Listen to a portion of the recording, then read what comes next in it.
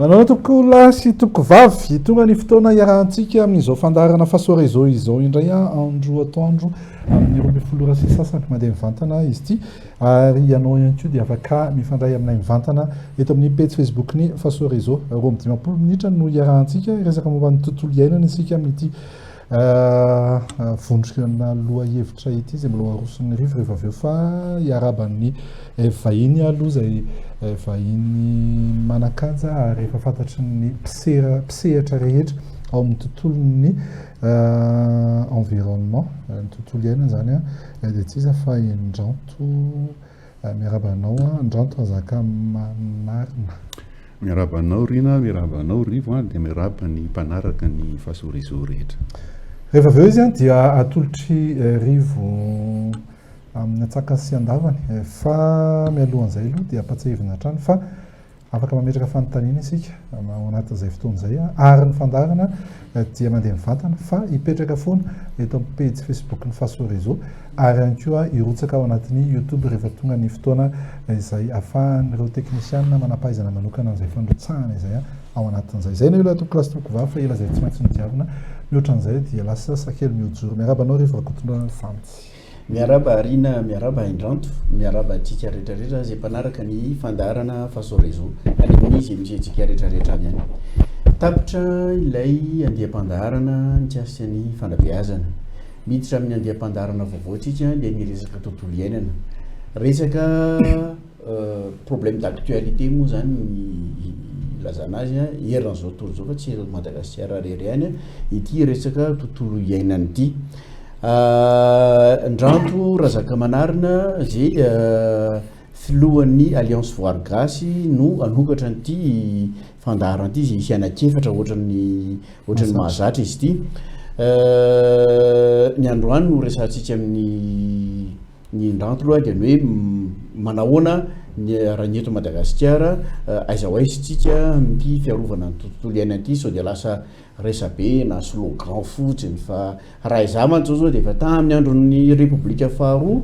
nefa nahaino ny tamin'ny RNM tamin'izany le hoe izay mandoro tanety mandoro ny firenena hatramintsika ny teny amin'izao fotoana izao dia mbola betsaka ihany mandoro tanety izany hoe tsy nisy olana vaovao mihitsy zany raha ny fijerezan'ny akabe satria ringana ny ala mekely ihany ny velaran'ny farina loatra mieritra ihany koa nefa raha nisaka fa nanatobahana vola betsaka indrindra dia ity resaka tontolo iainana ity alohan'ny hidirantsika amin'ny atsipriany amin'izay resaka tontolo iainana izay dia angatantsika aloha Indranto anazava hoe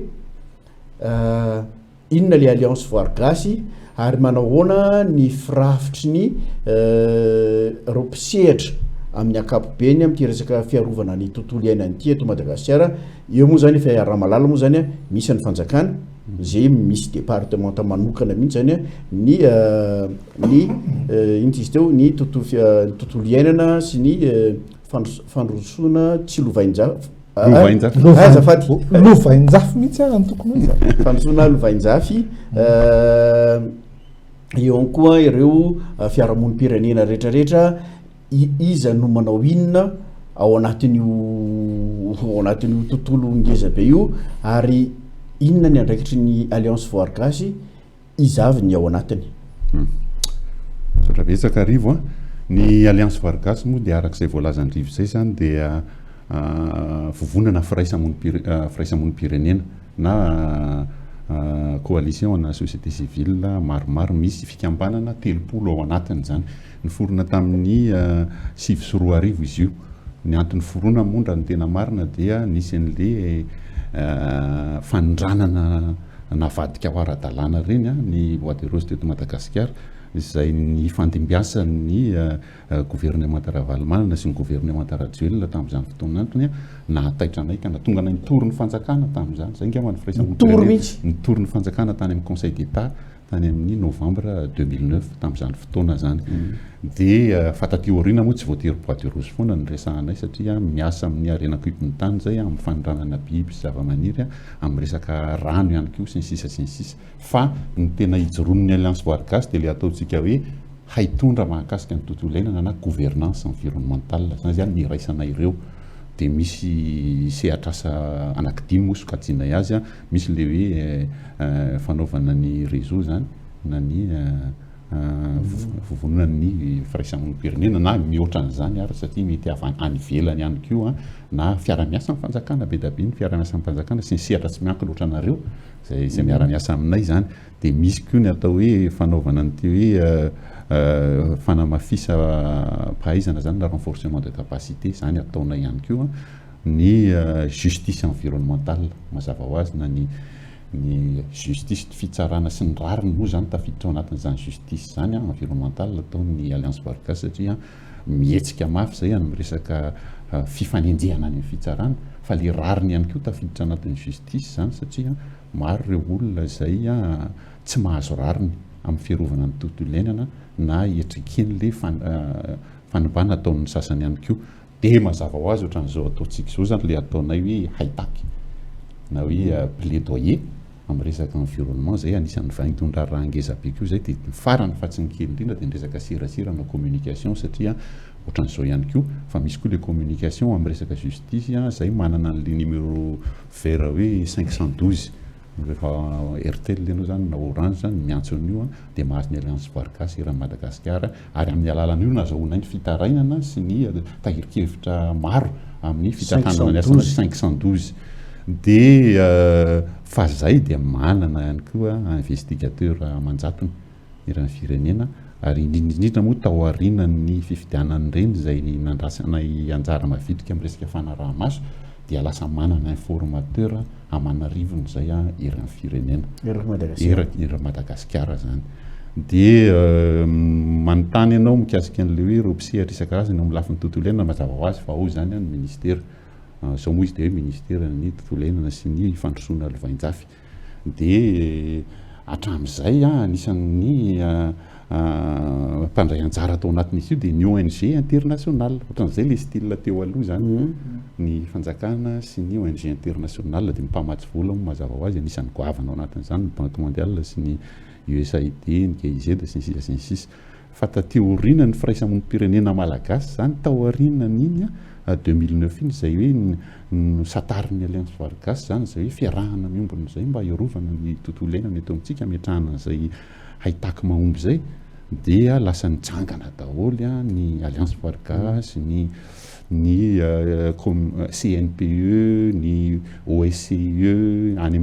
amin'ny faritra misy any Komanga any Majunga any Mandresy any Dego lasa nitsangana daholo zany reny amin'izao fotoana izao zany mba niarany joro zany iarovana ny tontolo iainan'ny taranakitsika moa zany raha ny tena marina tonga dia ataoko raha izay mikasika ny areo mpisehatra eo anivon'ny resaka fiarovana ny tontolo iainana ity na zavatsara ny tenen'ny Indranto teo ny fanontaniana efa natsitsika tany amin'ny fampidirana Indranto dia ny hoe efa ho 30 taona na mahery ary no resaka foana ty resaka fiarovana ny tontolo iainana ity amintsika miteny amin'izao fotoana izao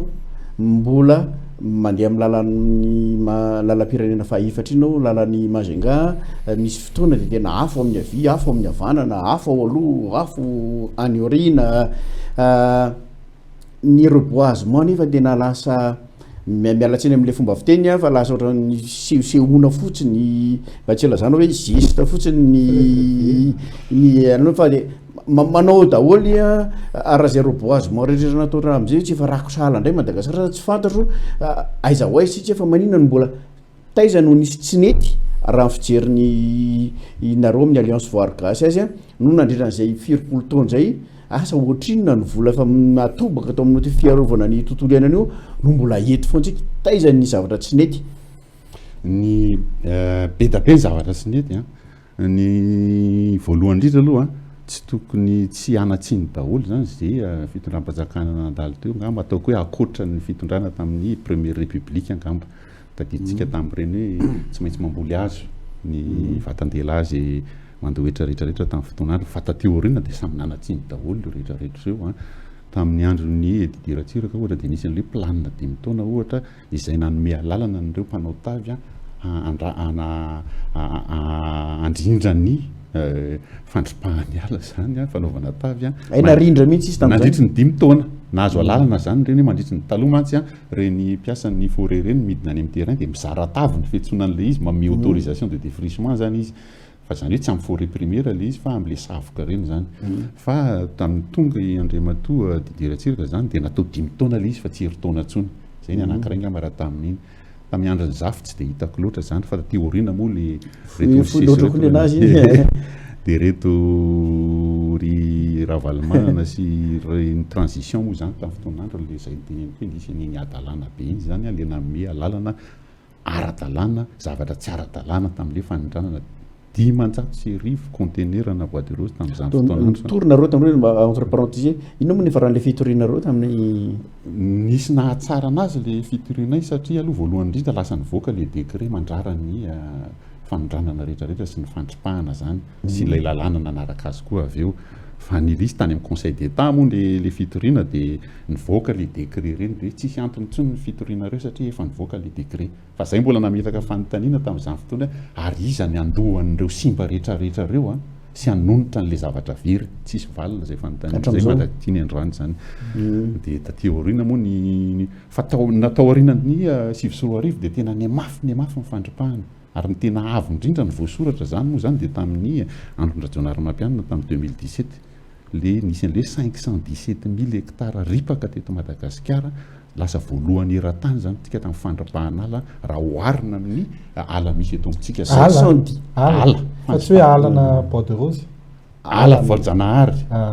forêt primaire zany forêt primaire 517 000 hectares na Global Forest Watch namoaka an'izay zany tao anatin'ny firy taona zay 517 000 2017 fotsiny tsika zany dia hatrizay nisy ny Madagasikara ny fahaleovantena dia amin'ny rythme eo amin'ny 100 000 hectares eo foana ny very fa tamin'iny multiplié par 5 zany inona tena mety natonga an'izay le nanomboka tamin'ny 2009 dia ninitatra be zany le ohatran'ny hoe fahalalahana nandripaka sy ny sisa zany sady tsy nisy ny famaizana io mantsy niverenantsika amin'le justice environnementale zay iasan'ny alliance Vargasy mafy satria lasa manampy ny fitondram-panjakana sy manampy ny vahoaka zay amin'ny fanenjehana an'ireny mpandripaka ireny arak'izay tratranay zany fa tsy moramora nanao an'le izy satria efa lasa fomba fanao eto amintsika ny le kolokolo sy ny fandripahana zany ny tena marina io tsy mbola ho resahantsika hoe ahoana ny fomba najanona anazy fa nanomboka tamin'ny fahaleovantena mandrakity ny androany zany atsasaky ny alina eto Madagasikara sisa tafajanona zany ny mponina moa zany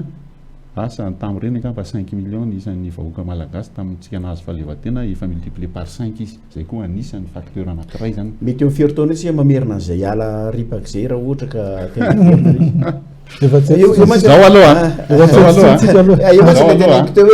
hoe réservoisement isa tena manao daholo ny ala malagasy ohatran'ny ala Voajanahary rehetrarehetra zany ny fianarana momba anazy tsy dia nisy nanao ny forestier atsika saika le ala tempéré reny foana zany nampianatra atsika dia ohatrany fa ny zavatra fantatra zao amin'izao fotoana izao raha iny bois de rose iny na reny dalibésia rehetrarehetra zany le ala gasy zany le hazo gasy 20 taona zay vao mahazo an'le dimension d'exploitabilité o zay forestier 37 cm de diamètre raha ohatra ny eucalyptus na ny ina moa ty izy ny pin zany 20 taona dia efa mavita an'izay 37 cm hauteur d'homme zay ny hazo malagasy 20 taona tsy mahakivy zany fa azo atao tsara ny manao ny sylviculture ny hazo malagasy zany fa amina fomba mihaja sy mendrika le izy fa tsy fandripahana ohatran'ny fomba fanaontsika amin'izao fotoana izao zany no miresakitsika hoe mikolikoly izy ohatr'izany miteny toerivo hoe efa be dia be mihitsy ny vola mitotona atao manitidika an'izany dia hoe miaraka ave mifahantrana sy ny fiarovana ny tontolo iainana miaraka vaiko kely izy dia hoe raha vola narotsaka atao amin'ny tontolo iainana zay ve narotsaka atao amin'ny fahantrana mety efa nandroso Madagasikara ho any mihitsy tsika zao satria zao ny tsy esasitsatsiaritra moa ny vola narotsaka tamin'ny tontolo iainana teo anelanelany 90 ka hatramin'ny 2014 zay ny tadidiko zany 500 millions de dollars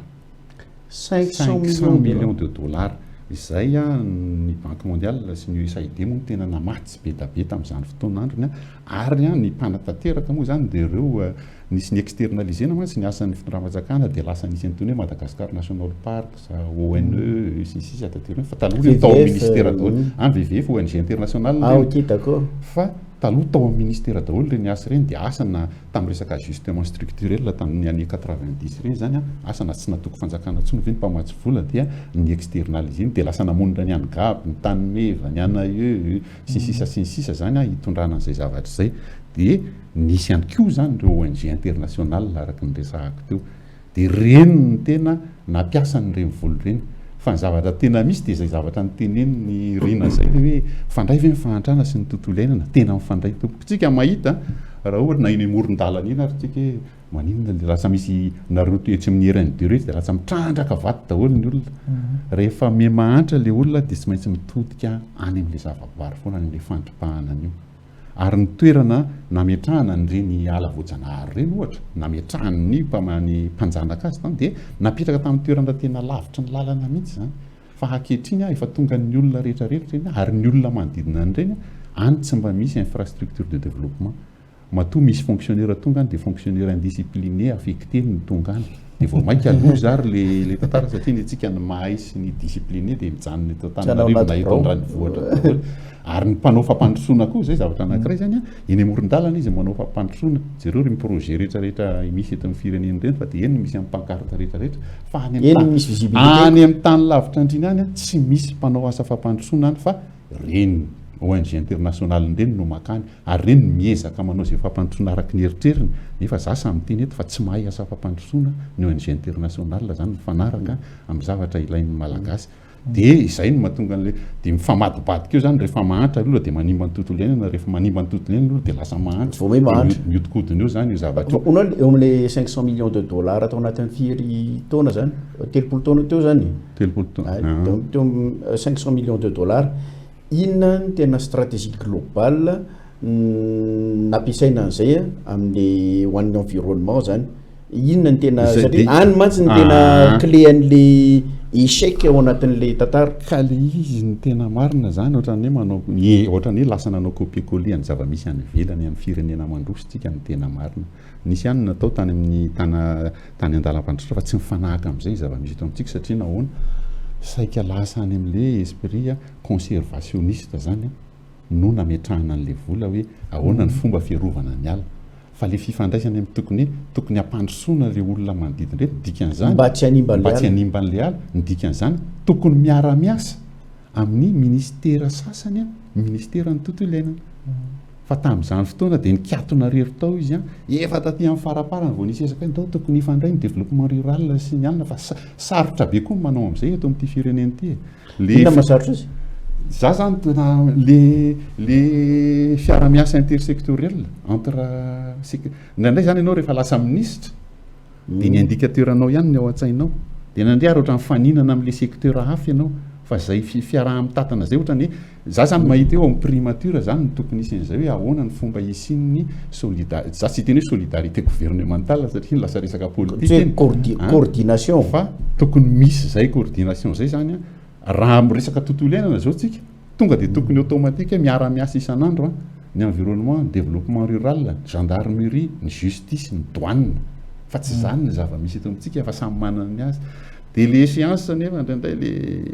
le vision le ministre moa zany dia mieritaona eo 2 taona farafabetsy ny président dia 10 taona dia indraindray kalendry zareo amin'iny indicateur sy ny vision atao ino mety indicateur tamin'izany zao ohatra raha performance ana protection environnementale dia inona ny indicateur tamin'izany aloha ny slogan dia le hoe comment réconcilier l'homme avec la nature concrètement zany dia hoe le virina amin'le ataontsika hoe rehefa mandroso le olona misy an'le hoe bien-être zany amin'ny akapobeany dia tsy manimba ny tontolo iainana tsy normal zany ohatra raha makany États-Unis zany nga misy manao tavy ihany na misy manimba satria efa miadana daholo le olona efa matavy daholo dia tsisy mirarahana fa itantsika tena mbola miaina amin'io le olona tsika zao raha resaka énergie fotsiny zao na itsika tsy haiko na sura fa any aminareo reny manao fatapera charbon nareo manao kitay zay ve mbola jerentsika zay zavatra 80 tamin'ny 2016 80 nisy tamin'ny gazety Midi Inona nahitako an'izay 99% ny ménage eraky Madagasikara dia mampiasa na charbon na kitay 99%, 5 millions de ménages. Dia ny problème nefany dia zao le olona zany amin'ny toerana anankiray dia maka kitay dia manao charbon dia rehefa tsy mamboly ianao dia mialavitra le angalana an'le kitay mandrapahatonga ny hoe tsisy ninona ntsony manodidina anazy dia amin'izay izy vao miantso an'le fanjakana hoe zay tsisy miraharaha mandany eo amin'ny adiny 5 isan'andro eo ary ny ménage malagasy indrindra ny any atsimo ny vehivavy amin'ny fitediavana kitay sy rano amintsika miteny zao adiny 5 isan'andro satria efa mialavitra ary farany misy dia nanao migration mihitsy nakany Amelaka sy nakany Dego sy nakany Majunga fa zay zao ohatrany maneho an'izay zatra teneniko zay fa manina ary tsy nasiana ezaka hitediavana angovo hafa zany eto amin'ity firenena ity samy mahalala tsika zany koa efa chiffre efa mivoaka efa hatramin'izay hoe 7200 mégawatt ny potentialité an'ny rano eto Madagasikara avadika eo électricité zany ny hydroélectricité eto amintsika tsy hydroélectricité fotsiny hydroélectricité fotsiny tsy miresaka solaire sy éolienne 7200 mégawatt zany hoe afaka mivarotra hatrany ivelany tsika fa firy ny ampiasaitsika 150 mégawatt zao ny ampiasaitsika amin'ireo andekaleka sy an'ireo fa nefa raha mahatafa avoaka an'izay tsika mety hijanona tsy mora mety gratuit ngamba ny jiro zany ezaka ataon'ny olona ny firenekafana ohatra hoe nisy fotoana tamin'ny tany Libia ny énergie sy ny sisa le gratuit daholo satria ananany be da be izy eo amin'le toerana dia manana an'izany tsika amin'izao fotoana izao fa dia raha misy filoham-pirenena manao an'izany eto dia mandra-pahafaty izy io voafidy foana fa iverana kely le resaka 500 millions de dollars teo sy le resaka le hoe indicateur de résultat manitsidika ny saina satria efa miverina foana io resaka io hatramin'ny teto amin'ny faso réseau fa 7-10 tsika androana sy diso zany hoe tany amin'ny 7-10 fandaharana tany zany dia hoe l'indicateur de résultat ve ianareo mpiantsehatra ao amin'ny tontolo iainana no mametraka an'le izy ahafahana mangataka vola fanampiana sy fanohanana avy any mpamatsy vola samy mpamatsy vola no mampime vola dia miteny hoe zao ny anay zavatra tediavinay dia arindra arakin'ilay ohatrany hoe ataoko hoe baikio ny mpamatsy vola hoe zao ny anay dia atao arakiny koa ny résultat rehefa avy eo ahafahana mahazo décaissement manaraka indray manaraka amin'ny exercice manaraka na dia tsy mety amin'ilay tena hoe tontolo iainany malagasy arany ilay izy fa hoe sitrany hoe mahazo vola fotsiny izay mihitsy le izy satria tsika samy mahafantatra an'le PGE programme général de l'État atao isan-taona zany dia iny zany forona mbola iverina ihany amin'ny farany azy zany itenen'izay hoe Madagasikara tsy manana vision mikasika ny environnement sy ny gestion ressources naturelles eto amintsika tsy manana tsika dia rehefa tonga ny firahamanjakana manao ny programme ny sisa zany dia zavatra natao akaiky kely teo le izy fa tsy nisy vision lavitra mety misy teny hoe nisy vision Madagasikara naturellement na IEM na sisa fa mazany reny vision reny voalohany reny tsy tena mijery tsara ny tena hoe tokony hiankina amin'ny tontolo iainana sy ny zavaboary ny fiainantsika eto Madagasikara fa ny faharoa dia hanolotokana izy ireny namboarina ho an'ny Madagasikara nareo hoe efa natsoina amolavolan-dreny zavatra reny ka io tamteny anolotokana le izy aloha dia avy eo ianao atsona fa le izy nefa ninonina lazaintsika tsy mihoatra mandany le filoha eo mihitsy ny viny iny fa mamorona anankiray hafa indray le anankiray vaovao dia fahafany daholo ny tany aloha tany dia zay vision zany zay zany ny tsisy zaika ndraindray izy tena mivadika ohatr' rehefa tsy manana ianao dia le an'le olona nivelany napetrany dia zany tokony le izy tsy mety mifandraika zay koa matsy constat verina foana teto amin'ny faso réseau mihitsy zay hoe ny mpitondra fanjakana teto dia tsy nahita lavitra mihoatra ny mandat zay dia ny mémoire institutionnel tsika lasa mipamatsy vola fa tsy ny fanjakana satria reo miovaova foana dia tsy mitovy foana le hevitra fa zao efa mba misy mifampitoy kely zany ohatra hoe amin'ny resaka zay moa natonga an'le hoe fa maninona ny 40 000 hectares isan-taona ny tokony atao efa fikarohana tany aloha tany zany nanao hoe zay le fanontanian-drivo mantsy roviny no tapitra sy ny sisa raha ny alana nahary aloha amin'izao rythme zao dia efa nisy étude hoe amin'ny 2034 tsy misy ala voajanahary intsony eto Madagasikara zay zany raha ny rythme surtout ny afaka 10 taona reny afaka 10 taona surtout niaraka tamin'le 500 000 hectares tamin'ny 2017 iny zany le izy fa le 40 000 hectares dia tsotra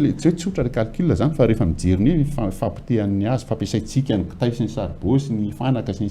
sisa dia mila mamboly 40 000 hectares isa taontsika mandritra ny folo taona farafakeliny zay vao équilibré zay vao stabiliser vao stabiliser les 40 000 hectares par an pendant 10 ans au moins zay vao stabiliser zany les besoins les productions na hazo eto amitsika ka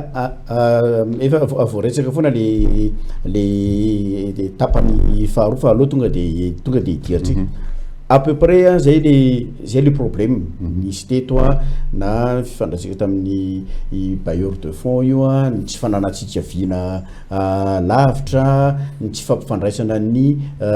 olombelona sy ny nature fa de tena protection fotsiny conservation fotsiny zany tena tondrana le stratégie hatram'izay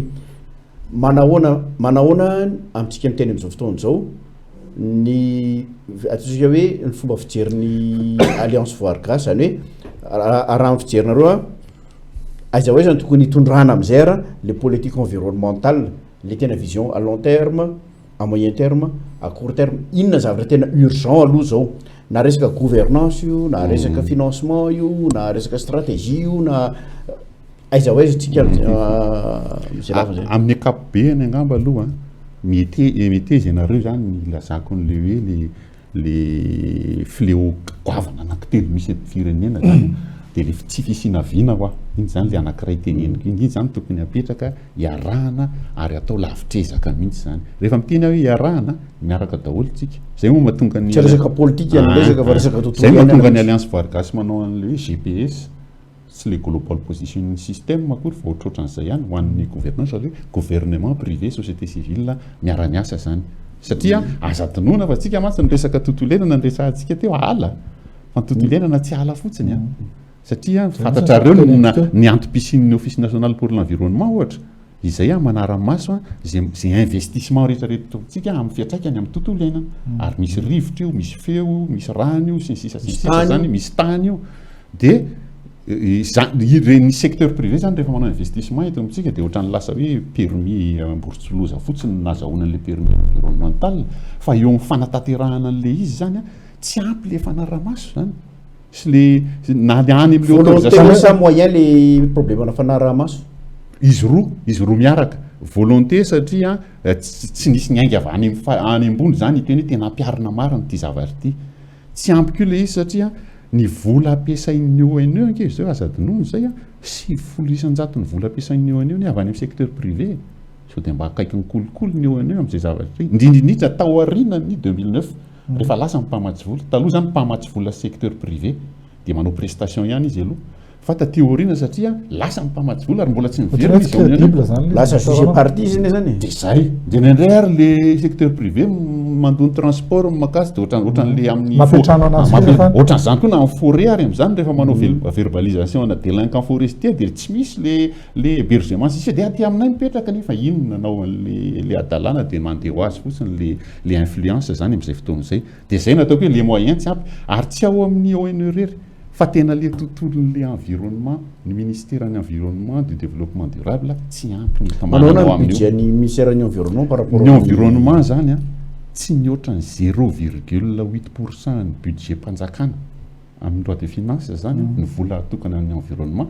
zay dradradraina ry amin'ny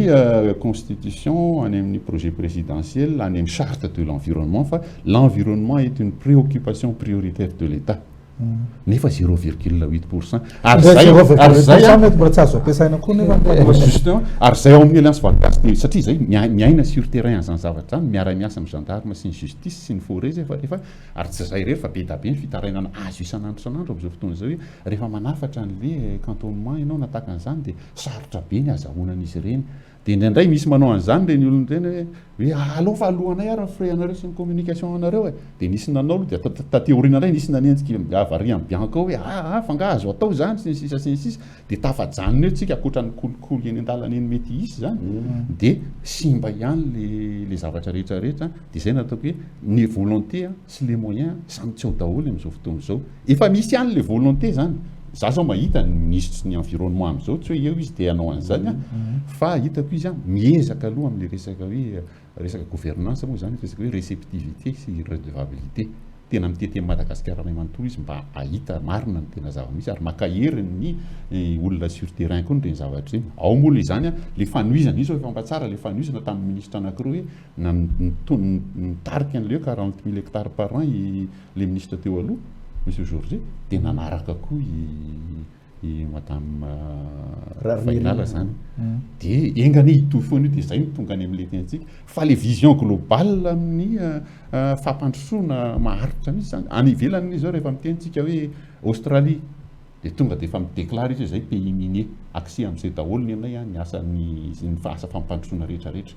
Afrique du Sud ohatr'izany koa. Costa Rica ny azy tonga dia écotourisme amin'ny fiainany ny foanany hatramin'ny maranila fa tsy ilainy zany tany any tsaika ny eto amintsika raha azo atao zany na tsy fa Maurice sy Seychelles miaina amin'ny écotourisme Maurice sy Seychelles nefa manan-karena no tsika apaharivo ny zavaboary eto Madagasikara ny misy any fa hono tsika tsy afaka iaina amin'izany za manokana miala tsiny amin'reto grande mine reto fa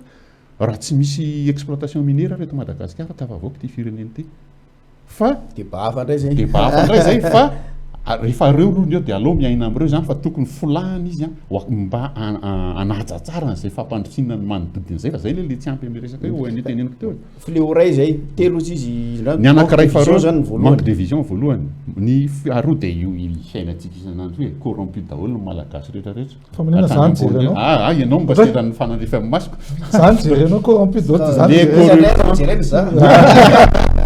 allo ary corrompu daholo malagasy rehetrarehetra hatrany ampanindrira manao fifidianana tsika tafiditra zany na mpifidy na ny olona fidina sy ny sisa ny dia io fléau ngeza be io satria efa navoaka ny transparency international fa nandritra ny efa 10 taona zao anisan'ny loha laharana mikolikoly ty fireneny ty ary ny secteur touché indrindra dia ny fitsarana ny sécurité sy ny décentralisation reo zany ny tena voadona mafindrina amin'ny resaka kolikoly am'izao aiza moa ny voanao amin'izany zany dia ny fléau fatelo le fléau faharoa le resaka corruption bon il y raha manaiky angambany fa le corruption zéro c'est utopique tsy misy zany ny corruption oran'ny sécurité c'est d'abord un problème de perception misy zany olona zany hoe bon ikeny ve sa tsy ikeny le misy karazana be dia be tsiny le formana corruption ny atahorako indranto zay efa napetrako tamin'ny vahiny zay nandalo teo alohan'ny indranto dia ny hoe so dia nefa rano lasa excuse fotsiny le resaka hoe corruption problème corruption foana reo corruption foanana traiza le corruption vo afaka mandrosika ary tsy afaka manao zavatra ve raha tsy foana le corruption tiako antanina zany dia ny hoe aiza le niveau acceptable na tolérable totsy hoe tolérable sarotra be zany hoe corruption le izy matsy zao acceptable ny problème ny arina dia zao hoe io zany raha vao lasa générique le corruption corruption vao mihitsy aro ny corruption mandeha ty fireneny ty fa ana inona raha resaka tontolo iainana andrasana tsy resaka ny any fitsarana sy ny kara fa mety misy tafiditra any satria be da be ny tokony enjehana tsy enjehana afaka miasinareo rehefa inona le minimum requis mba ahafahana mandroso resaka protection ny environnement ndrasahana na tsy protection ny environnement afaka amin'ny akapobeany satria araka niteneniko teo zao ohatra ny ONE tsy manana eto manana fa ny secteur privé ny taisaiky mamatsy azy amin'ny akapobeany raha mijery ny secteur environnement tsika dia mitenika eo ateo hoe 0,8% mba budget andro zareo forestier ray eto Madagasikara 200 000 hectares no arahanymaso ahoana ny fomba anarahany an'izany forestier ray manaraka 200 000 hectares manara tomobile carburant izy tsy manana an'izany izy tsy manana moto tsy afaka mihetsika izy dia ao anarany tiako lazainy hoe lasa tratry ny fakapanafoana zany le olona dia nidika an'izany ny anankiray voalohany zany aloha tokony mba ampiakarina ny enti-manana amin'ny sehatra io zay zany tena fitakiana lehibe mihitsy mba asotra mba tsy 0,8 fa farafaratiny zay moa ny teny an'izay tao anatin'le plaidoyer tao amin'ny Carleton hoe meo atao 5% budget mpanjakana no menany secteur environnement efa calcul nataonareo zay calcul nataonay zay zavatra zay fa raha ohatra resaka forestier calcul ahafahany mihetsika minimum zany satria resaka forestier raha ohatra tena budget ny betsabetsaka koa ministère ny environnement misy forestier antonona maseka ny Madagasikara ve ary ohatra ny ahoana le ratio hoe mba hampaefficace an'le forestier anankiray azahoany tena amin'ny contrôle amena fitaovana izy aloha automobile téléphone tsy fantatra na moto de tokony firy hectare io ny ataon'ny forestier anankiray fa question comme ça mba hananana visibilité am'le raha za mieritreritra zao 100 000 za mantsy aloha tonga de fantatra fa tsy possible zany zay mihitsy za mieritreritra eo amin'ny 50 000 hectares ngamba ho an'ny forestier ray ngamba zay ngamba mety ho ampy zay zavatra zay fieritreretako azy tsika miteny eto zany ray hectare terrain de foot anankiray fantatritsika zany satria 50 000 terrain ohatra ny terrain mamasonao barea zany 50 000 zany no surveillanao forestier akapobeany zay teneniko zay zany akapobeany zay teneniko zay fa zao ary izy 200 000 hectares fa mba multiplier par 4 zany izy fa le moyen tsisy anke de tsy afaka mamokatra forestier akory ary le secteur e mikatona daholo le école na adjoint technique sy ingénieur mihina de lasa cercle vicieux le izy de tsy tafavoaka fa miverina am'le fanontaniany rivo teo eo am'le resaka corruption ny tokony atao voalohany indrindra aloha de le justice environnementale dans les deux sens resahako foana io voalohany indrindra le justice environnementale amin'ny resaka judiciaire mihitsy de zay io arahanay maso akaiky de akaiky io satria ny antony mahatonga an'le corruption mbola mandeha dia tsy misy famaizana mihitsy eto amin'ity firenena ity nefa tokony ho anisan'ny mafy indrindra zany fa ny any Chine ange zany olona tratra manao trafikana foana zany tapahan-doha eto amintsika zao izy any efa hita hoe olon-dehibe tratra teto tsy mbola nisy ny any ivelany filoham-pirenena ary voasambotra sy eto amintsika tsisy sampikitika mihitsy zany amin'ity raharaha ty na olon-dehibe taloha na olon-dehibe taloha na am'izao fotoana zao ianareo ve porter plainte ny association nareo porter plainte rehefa misy zavatra hita zao aloha indranto hoe 5% ny plainte ataonareo ny aboutir na zao aloha efa niteneniko anao hoe zay nitory ny fanjakana tamin'ny 2009 fa normalement zany ero lalàna de ny tompon'ny entana no mitory atinareo de ny ataonay ny tena ataonay dia ny manampy an'le satria mifanjakana ny tompon'ny entana na le gestionnaire na aire protégé zany de manampy an'ireny zay manome investigateur zay manome avocat zay rehefa ilaina manampy anazy amin'ny fanaovana PV na anona tsy voatery ain'le mpiasam-panjakana reny fa tandremo na ny procédure na fitoriana rehetrarehetra de na tonga ny alliance voarikasy zany tamin'izay manana an'le projet alarme zay hoe application de la loi contre les abus sur les ressources de Madagascar dia efa misy étape misy le izy hoe manao communication aloha ataon'olo zany ny investigation miaraka amin'ny gendarmerie de rehefa samborina le olona de ampiana gendarmerie sy ny DRED na ny MED zany zay tompon'ny entana de rehefa makany amin'ny tribunal de affichenay na diffusenay ohatra zao zany ny lalàna mifandraiky amin'iny satria talohan'izao dia tsy fantatry ny olona le lalàna na le mpitsara ary mety tsy mahafantatra na mody tsy mahafantatra n'le lalàna rehefa tonga le zavatra kely dia lasa tsy voasazy arak'izay izy raha ohatra hoe mankalatra sokatra zao normalement raha ny sokatra radiatar iny dia tokony 2 taona ka hatramin'ny 5 taona hatranomaizina miaraka amina 50 millions ka hatramina 100 millions d'ariary zay ny famaizana voasoratra ny anatin'ny loi cité sy eto amintsika fa tsy zany ny tena zava-misy fa raha tsy niteny foana zay zany tsy nanomboka ny atra reny ary nanomboka nisy koa zany entité hafa nanao ohatra ny alliance voarikasy hoe ndao anaraka n'ity zavatra ity hatrany amin'ny farany zay le ary arahanay hatrany ampigadrana ary ny anay zany le sanction koa mbola eo satria mbola misy zavatra be da be hatrany ampigadrana satria misy olona mivoaka ny mitsangatsangana sy ny sisa de arahanay ny application des peines zany amin'ny akapobeany de zay iny zany tiana hoe raha tena mafisina aloha zay voalohany indrindra le justice environnementale amin'le sens judiciaire du terme fa le justice environnementale amin'le sens équitabilité tiako lazaina zany tokony mba mahazo rariny amin'ny resaka fampandrosolona ny olona manamorona an'ireny toerana misy zavaboary sarobidy reny any ny mahantra indrindra ny malagasy ny manodidina an'ireny satria tsisy asa fampandrosoana mandeha any nefa azo atao tsara tsisy institution de développement professionnel tonga any fa zay le teneniko hoe ONG de conservation tsy mahay an'izany fampandrosoana zany no any de tapahan'le olona foana le simbany foana le tontolo iainana ny forêt tsy tonga any satria tsy manana moyen sisy de ohatrany mandeha ho azy de zavatra sy ny sisa sy ny sisa fa be da be miankina an'ireny ny fiainantsika na ny tourisme na ny hôtely sy ny sisa tonga eto Madagasikara be da be miankina amin'ireny io resaka any atsimo io zao de zany mihitsy eo amin'ny akapobeany ny any atsimo vitsim-ponina indrindra eto Madagasikara nefa any ny tena potika indrindra amin'izao fotoana zao ary ny findramonina le olona lasa makany Menabe lasa ny Melaka any Boeny sy hatrany Dego findrany zany ny olona avy any androny no ny fampitehany tontolo iainana any aminy ary rehefa mandeha koa izy de lasa manimba indray ihany koa ary lasa misy fifandonana amponina eo atoerana dia zany zao olana angezabe ary misy mpampiasa an'izany dia eo tsika le miverina amin'le tsisy famaizana raha fantatrareo ohatra le resaka le député ex député tany Mahabo ohatra izay voaterin'ny samborina zany noho izay zavatra zay satria amin'le resaka fampiasana migrant akoatra ny hoe abus de fonction sy ny sisa moa zany dia trafic d'influence fa tsy so ihany fa tena nijoro ny procureur isorana be da be tao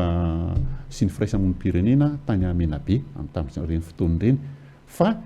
ny fampiasana an'ireny olona ireny koa dia mampiasa olona vulnérable azo enjehana amin'izany koa ianao zany fa inona ny antony hoe ndao hifarimbona ary samy manao tsika fa samy manao isaky ny gouvernemanta moa dia tsy mitohy foana le ezaka fa tena hampandrosoana marina fa raha mandroso ny any atsimo dia mandroso Madagasikara raha potika ny any atsimo dia potika Madagasikara. mandroso Madagasikara dia foasitsika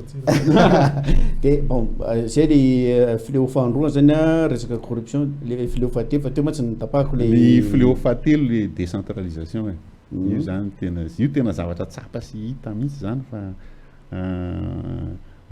manimba ny firenena tsy fisiny décentralisation efa tamin'ny 96 zany hoe misy le izy fa tsy effective soratana fotsiny le izy fa tsy mandeha le loi sur la décentralisation ma tsy misy fa tsy hoe tsy misy fa le effectivité an'le sur terrain zany no olana afaka zavainy ranto indray ve hoe raha amin'ny point de vue anareo amin'ny alliance voire gasy aiza no tena tokony mba resahana ohatra zao zay décentralisation mirehetrarehetra koa miresaka ohatran'izany fianarana zao dia miresaka ohatran'izany ny économie miresaka ohatran'izany ny hetra miresaka ohatran'izany fa amin'ny point de vue nareo monsieur traduire ohatra ny ahoana le décentralisation sur terrain mba hampa efficace an'le lutte contre la science angezabe décentralisation apérahantsika eo ny décentralisation sy ny déconcentration décentralisation masy le CDD zany hoe ny région ny commune fa ny sy ny nataontsika hoe ary mifokotany sy ny district tsy maninona fa le déconcentration zany le hoe ministère aty manana sampana any amin'ireny faritra reny mahatsikaketsika moa tsika mahay mankala tahaka ny frantsa reny malala foana dia 22 régions ny Frantsa dia 22 régions koa ny eto Madagasikara fa ny azy tena mahazo an'le fahefana sy mahazo an'le enti-manana ilay mpampiasa an'le izy fa ny mahasamihafa anazy koa dia zao ny tsika sady isitsika décentralisation ny asitsika déconcentration dia tsy fantatra tsony rehefa mandeha ny amin'ny terrain izy ny tena tompona andraikitra fa ny firenen-kafa tompona fahefana fa any amin'ny firenen-kafa zany le ohatran'ny hoe le gouverneur zany no mitana ny service déconcentré fa ary tena manana ny enti-manana entina mampiatra n'le asa fampandrosoana izy fa ny tsika tazonina ty daholo hatramin'izao aloha io zany ntsika hoe inona mbola tahorana ny zavatra be da be fa misy fiantraikany ratsy be mihitsy izy io amin'ny fiainana pirenena amin'ny akabe efa niezaka moa ny président Ratsiraka nanao zavatra tamin'ireny hoe fa nany université reny satria be da be ny namantsika any Morontsiraka zay somaro ambany lanja zany ny resaka fampianarana any dia lasa miakatra eto daholo dia ohatra fotsiny zay fampianarana zay fa na amin'io ny resaka tontolo iainana zao raha misy afo mirehatra ve any tsy haiko any boribepoka ny tsirony mandito ohatra dia tsy maintsy le ministre ny environnement ihany niditra tsehatra ministre ity ary tena efa nisy an'izany zany rehefa tenenina le olona zay miandro baika avy any ambony dia lasa tsy afaka tena manao ny tena asany miaraka resaka zay indranto misy fanontaniana namana anankiray Ira Zafy ao amin'ny Facebook ato vakiko le izy somary lavalava kely fa vakiko tiako fantatra zany hoe tiano fantatra zany hoe zay problème-na décentralisation ve zay tamin'izao nandraraha tamin'ny sehatra ny fanaovana charbon fito taona lasa zay tany amin'ny faritra Ambohitrandriamanitra Manjakandriana iny dia tsy nahatazana ary tsy nahare akory fisina agent forestier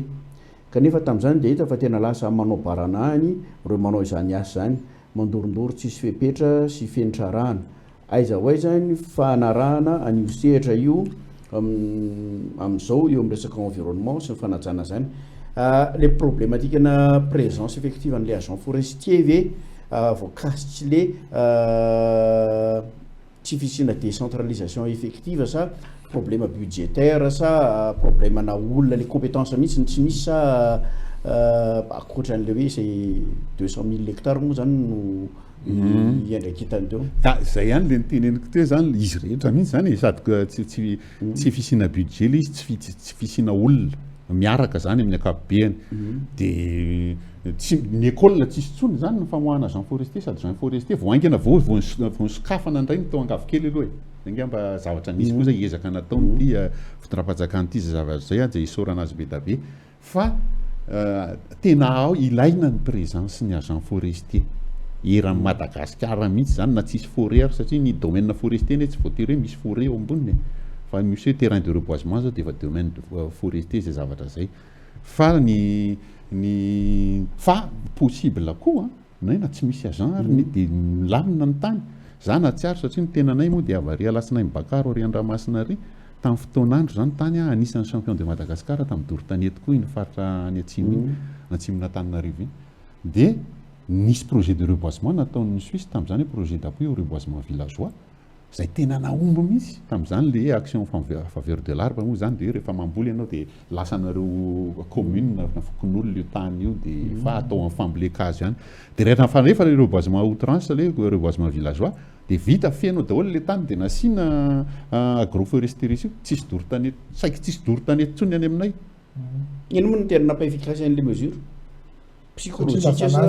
lasa anazy le tany zany de lasa izy miaro azy fa ny atsika zay mbola milalana ihany zay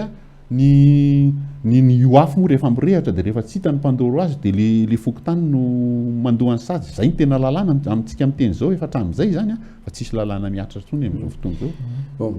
mandeha le fotoana indrato fa tiako resahana kely tamin'ny faharoa ambin'ny folo ny volana marsa teo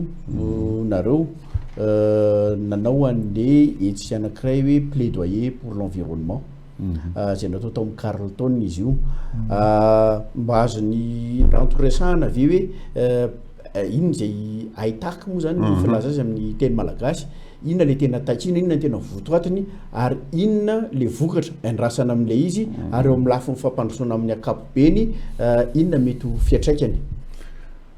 any amin'le fanontaniana farany no avaliko voalohany amin'ny fampandrosoana amin'ny ankapobeny inona ny tena fiatraikany raha tanteraka avokoa reo haitaky anankisivy nataonay nataontsika tao amin'ny Carleton reo de mandroso Madagasikara satria tena ninona lazaintsika aloha de fototry ny fampandrosoana ny fitsinjovana ny tontolo iainany ninona lazaintsika ary mitondra any amin'ny fahalovana tanteraka ny tsy fitsinjovana ny tontolo iainana ohatra anankiray na ty Covid-19 ty na ny sida reny miainga avy tany amin'ny fandibazibana ny tontolo iainana daholo na tonga an'ireny zavatra iny mba tsy resahantsika ny resaka changement climatique sy ny fiovan'ny toetrandro sy ny io rehefa ripaka le ala matsy zay tsy fantatry ny hoe rehefa ripaka ny ala de maina ny rano zay tena marina zany tiarintsika fa ritra loatra ozy rivo ritra koa ikopa zao amin'izao fotoana zao satria tsisy hazo mitazona n'le nofo-tany tsony zany sy le rano amin'ny ankapobeny fa miaraka amin'izay satria tsisy an'izay koa de tondra drano koa de aza taitrynareo matsy te aza matahotra matahorynareo fa ifanesy ny ahitany sy ny tondra drano eto amin'ny firenena manomboka zao zay zany no io zay zavatra zay ino le fanontaniana amin'ny ankapobeny aloha zany hoe inona votoatin'le plaidoyer votoatin'le plaidoyer zany zao le izy ny tena antony natonga an'le izy miainga tany amin'ny office national pour l'environnement le izy satria any amin'ny ministère rehetrarehetra reo de misy le atao hoe cellule environnementale zany hoe niza ministère zay mbola miverina foana tsika any amin'le préoccupation prioritaire de l'état le environnement de tena nisy any amin'ny défense zany misy any finance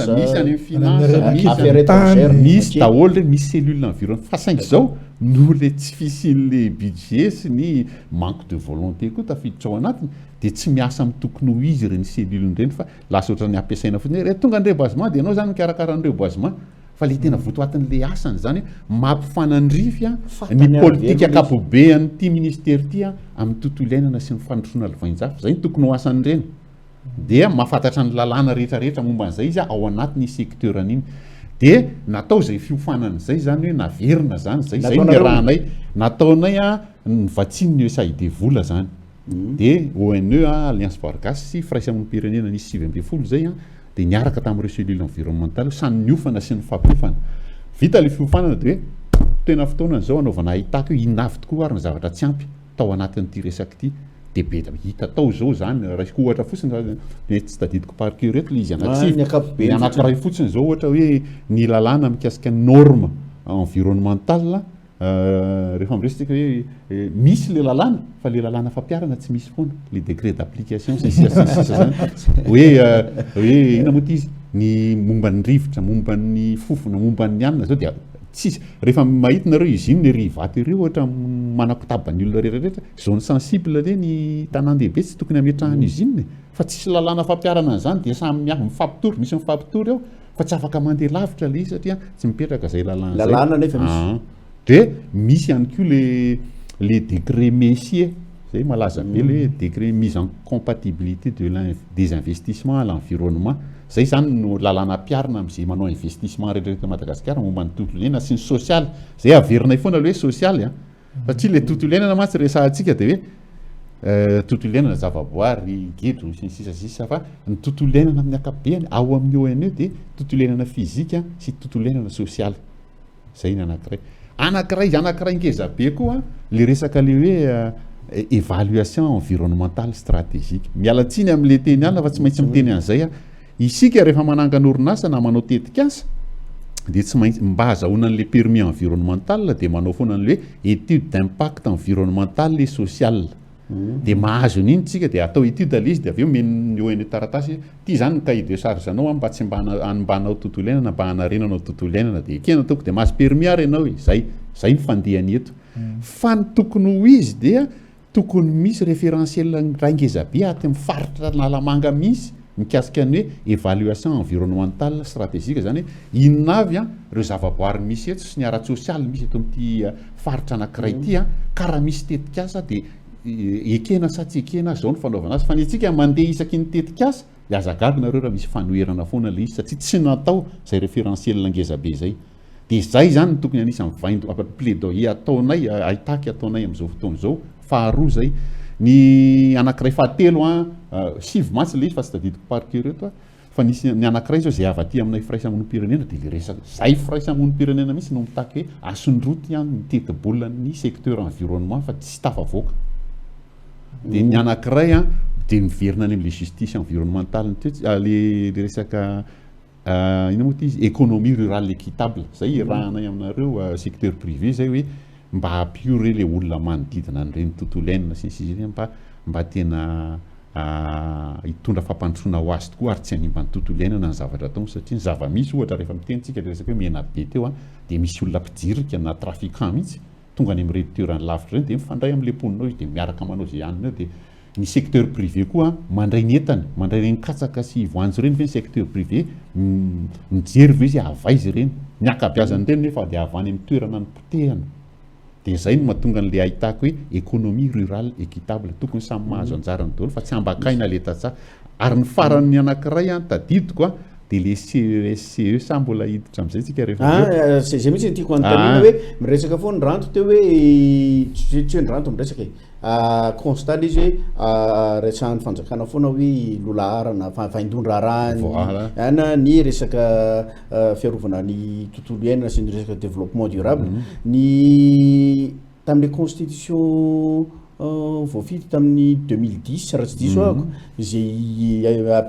iainatsika amin'izao fotoana zao dia voalaza ao anatin'ny constitution io zany misy an'le hoe conseil économique et social culturel fa tsisy environnement ao anatin'le izy tsy contradictoire ve indranto sady mbola tsy napetraka mihitsy moa izy amitsika miteny amin'izao fotoana zao fa ny tsy fisin'le environnement tao anatin'le conception zay nanao an'le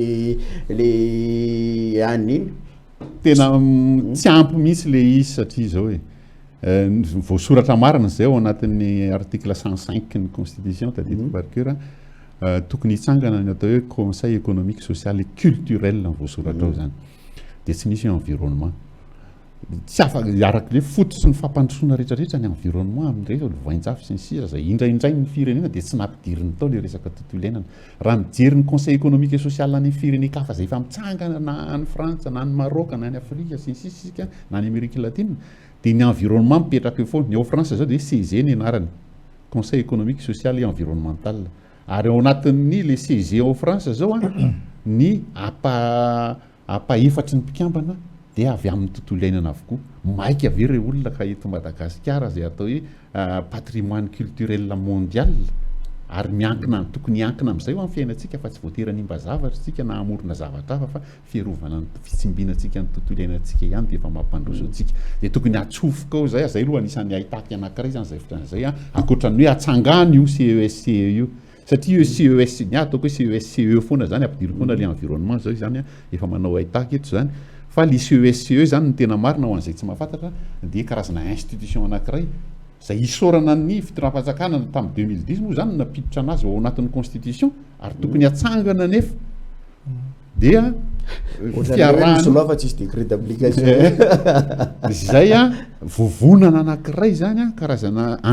tsy androm-panjakana fa andry anankiray izay misy an'ny firaisamonim-pirenena société civile ny syndicat sy ny secteur privé ary io ngamba ny fiheverana azy maharitra kokoa ary noho ny androm-panjakana hafa satria ohatran'le bailleur de foncier teo ndre le fanjakana mihodina foana fa ny secteur privé ny société civile sy ny syndicat tsy miova fa eo foana zany afaka mitondra n'le vina zany sy mampita azy an'izay fanjakana rehetra mifampitoy eo